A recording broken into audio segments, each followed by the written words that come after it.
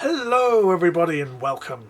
It's the silly one back for some more Battletech history, exploring the meta this time as part of the CCG.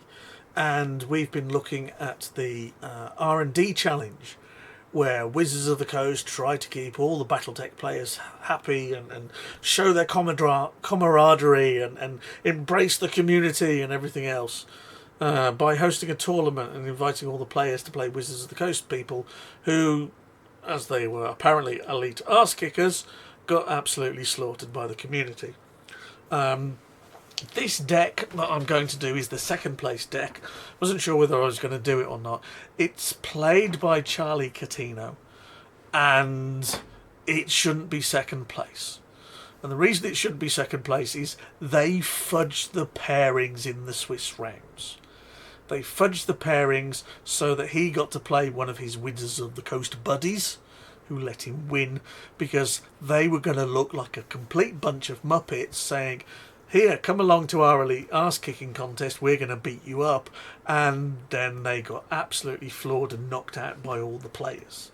So they had to do something like that in order to ensure that they kept a bit of face. And a lot of them played a similar deck, which is this deck, which is easy to play around, and has a number of weaknesses. But they did this in order to make sure that they didn't look like a complete bunch of idiots, and everybody knew what had gone on, and it got reported by on all the normal media channels like Alpha Strike and stuff like that. So they didn't get away with it. They just looked a bunch of fools. So we're going to start with the resources, and this is a bit of an eclectic mix if ever there was one. There are 3 assemblies.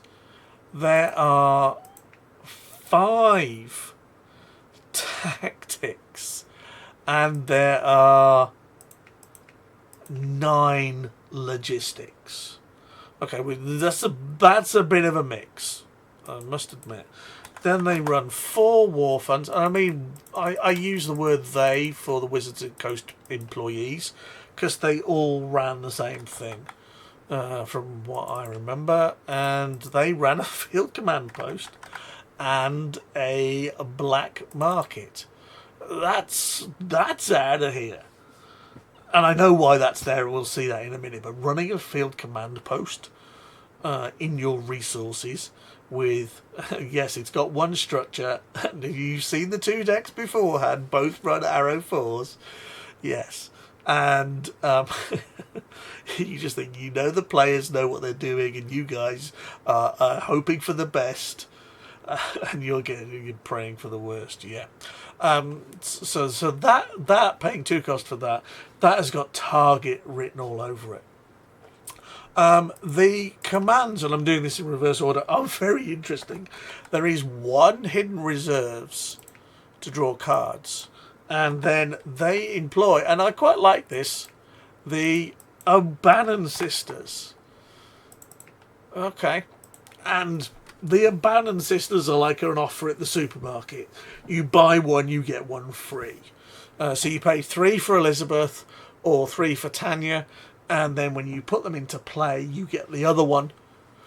Or you can get the other one. So the trick here is that you put one in play, use it, it dies, and then you play the other one from hand, and then when you play them, you go and fetch whichever one is the other one, the one that's already dead, from the scrap heap, and put them into play, because it says when you activate whichever one it is, you may search your stockpile, scrap heap and or hand for the other one and deploy and activate without paying its additional cost.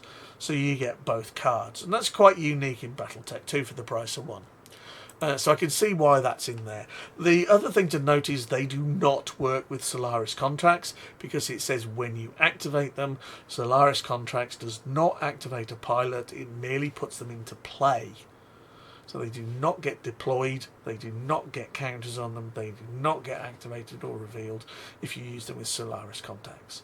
So that's why there's probably no Solaris contacts in here. Okie dokie. So their missions are 1 risky combat jump, and 1 1 vicious kick, and from mercenaries 4 reactor breaches. And this is all of a sudden, now you see while the field command post is in there. There's only one of them. There's a die roll on risky, there's a die roll on vicious kick, and there's a die roll on reactor breach. And most people wouldn't play with that because they haven't got that many dice if you're a Battletech player. Most people do not like relying on die rolls. Sorry, Wizards, not a good design choice. Oh dear, you're the designers. So let's look at the units that they brought. Well, they brought some vehicles. Most of the players did not play vehicles. Most of the players still had the sour taste of Arsenal in their mouths and refused to play with them. They brought 6 Burks.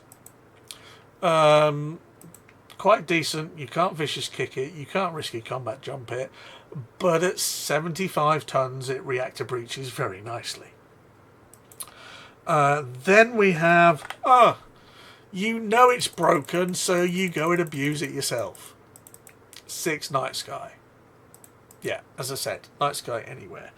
And alongside the tanks, and remember the Arsenal rules have come into place at this point. The limit goes to 10. Why it was 10 and not 12, I have no idea. They play 4 Shreks after the 6 Burks. Shrek 3, 3, 4, long range 1, that's quite nice.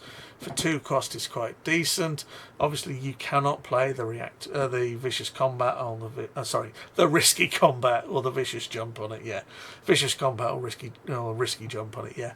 But you can play a reactor breach on it, and it breaches very nicely at 80 tons for 8 damage to anything based on the die roll. So that's quite a potent combination. We'll have a look in a minute. We have the Cyclops, and there were 3 Cyclopses in there. The Spectre. There were 3 Spectres in there. Have I got 3 Spectres? No, I need another one. And they ran with the Victor.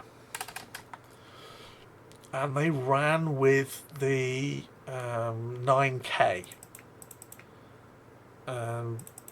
They ran with 4 of those. And this is a very interesting setup, because in a lot of cases when you look at Peter's deck, you look at Dave's deck, Peter's is 3s and 4s with dashes and Fenrises and Phantoms. Simple as that. 3 cost, 3 cost, 3 cost, 4 cost, 4 cost. Okay. Dave's is 2, 2, 2, 3, 3 with options in most cases. Wizards didn't go with that. They didn't go with 2s or 3s. They went with 4s across the board. So let's just look at the units. The Shrek does 4.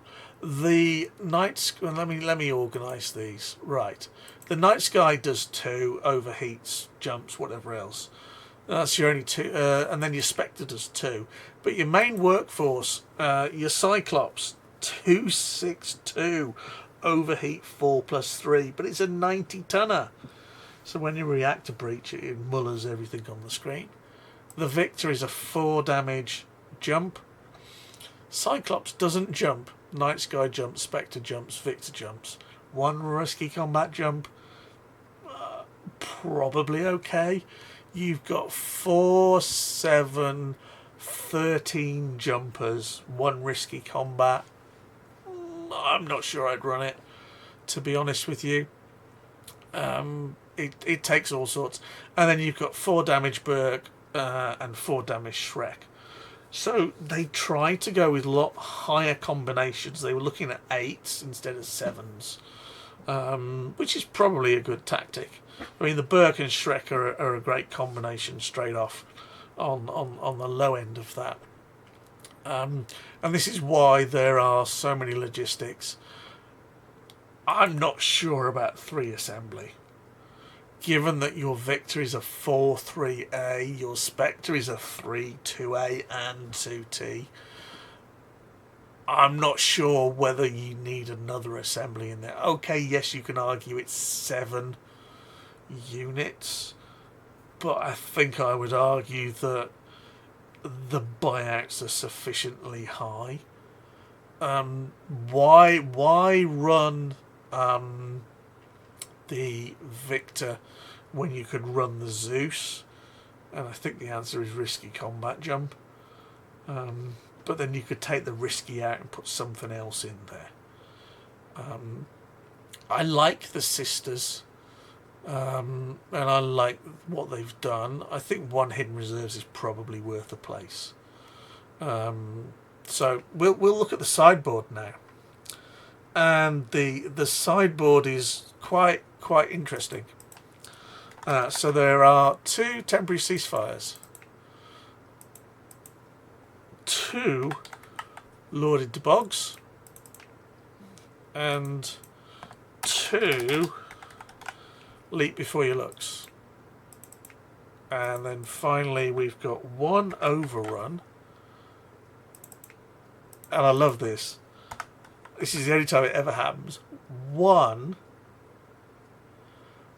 Tactical Advantage. And I think it should be Tactical Superiority. And my reasoning that it should be Tactical Superiority is this is the one that gives you more initiative against Kai. I'm not sure that Tactical Advantage at +3 initiative will do that, because Kai makes wins every time. But maybe they were going for the draw a card. Okay. Temporary Ceasefire can be used if you're attacking or blocking. It's okay. Die roll. You've got your field command post. Remember, there's only 1 of them though, so they are taking a bit of their life in their own hands. 2 Lord into Bog, as a lot of this deck is quite slow. In fact, when you look at it, there is only, and I'm missing 2 cards somewhere. Oh, sorry, I'm missing. My apologies. It should be 5 Spectre, which kind of makes my assembly point more important. You've got 9 units with A buyouts, and they're heavy A buyouts, and you're only running 3 assemblies. I think you could afford to drop a tactics for an assembly. There aren't any missions here that are going to require you to have tactics and not block. A bit like Heavy Fog with Dave Hymas's deck. And the Night Sky jumps, the Spectre jumps, the Cyclops doesn't, but the Victor does. So I think you could probably get away with that and unit jump if you need tactics. So I think you could afford to drop a tactics for an assembly. I would definitely consider that. Yeah, Overrun, jump blocker, tactical advantage, probably more for the draw or the combination. Leap Before You Look is a great card. Really is underestimated. This kills Elemental Stone Dead. And then when you look at people with jumping decks, and we've seen Dave Hymas's deck where everything practically jumps, apart from the Centurion, because he's playing risky, and dealing 4 damage to it, that's a big hit. This is a much better card than people think for. And you know, Barry Young used it in 98, and 4 damage is hard to find. Okay, yes, they've got it with Vicious Kicks. Lord into Bog, as we said, as blockers, temporary ceasefires. But if you think about the 4 damage thing, this does 4, this does 4, this does 4. Okay, this does 5 if you overheat it. And then you've got your Vicious Kick for 4 and your Leap Before You Look as well. So forget 7. These guys tended to focus or fixate on 8, which is a lot higher. Is it a good deck? It relies on either you hunting or you blocking in groups in order to use Reactor Breach to trade favourably. And if you don't, then it doesn't work very well. Yeah, you're swapping your Reactor Breaches out for something else. And I think that's what happened.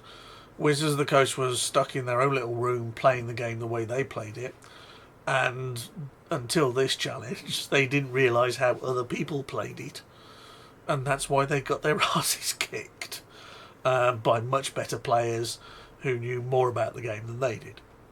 It's a fun deck. I like a number of the cards in here. I like the Burke and Shrek. I like the two O'Bannon sisters. I think the Victor's an interesting include. The Cyclops I quite like. The Night Sky we know is broken. Vicious Kick is good. Risky Combat is good. Reactor Breach is good. I'm not sure how well it's built. Sideboard wise, as I said, I think Leap Before You Look is excellent, or really good. Lord is good. Temporary Ceasefire's okay. It's great until you roll a 1. Celebi. Okay. And that's the deck that they ran with. And not as successful, or not as well played as you would hope. As I said, they had to bodge things for this guy to get into the finals. And I'm not so sure that there was an actual final or semi-finals. I think it was just Swiss rounds, and this is the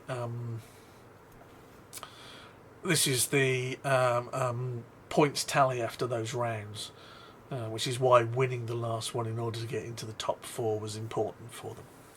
So there's Charlie Catino's deck, and next time we'll look at the winning deck, and it will be interesting to see who that is, because 2 of the big favourites potentially, Peter Sundholm, Dave Hymas, are already listed. So who came top is the question. But that's for next time. And in the interim time, I hope you look after yourself. Take care, because it's a big bad world out there.